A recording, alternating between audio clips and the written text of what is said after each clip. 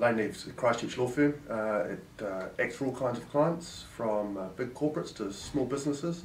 So it does all the kind of work that a business needs, from terms and conditions of trade, structuring your business, right down to the point end if we need to go to court. We'll help you out with that as well. Well, I guess every business is at risk of not being able to pay bills, particularly given what's going on, for example, in Christchurch at the moment. And I don't think there's any particular warning signs, but one of the things we always recommend is just getting a guarantee from actual people rather than from the company, just relying on the company or the business itself. When a business is under stress, it's generally quite common to see that there are adverse changes to the payment patterns with your clients. So they'll be deviating from your standard credit terms and conditions, which they may have previously complied with.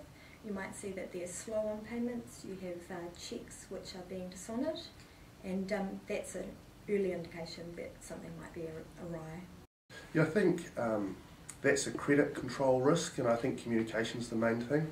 Make sure that they know that you're aware that they're overdue, and I don't think you have to get heavy-handed, but just continually give them information and seek information from them about what's holding up the payment, when it's going to be coming, what you can expect and what the situation is, because there'll be lots of other people who are unpaid if they're under stress.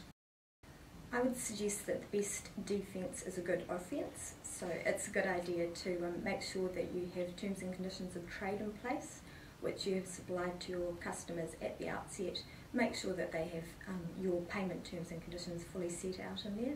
If you're supplying goods, it's a good idea to grant a security over those goods and say that title in the goods, the actual ownership in the goods, doesn't pass until you have been paid for those goods. That way you can go away and register a financing statement, which puts you in a much better position if it turns out that you don't get paid. I mean, in short, you have to give them a reason to pay.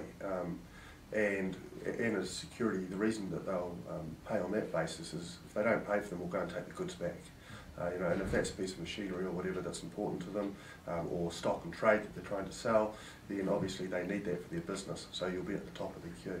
Another tool is to have interest on debts. You can in your terms of trade, as Anna said, you can put something like an interest payment for late payments, which means their cost drives up, so they'll pay you before other people, because there will be others. It's about getting to the top of the queue. And it's really important to make sure that when you give your terms of trade to the customers, that they sign it and return it to you, so that you've got that sitting on file.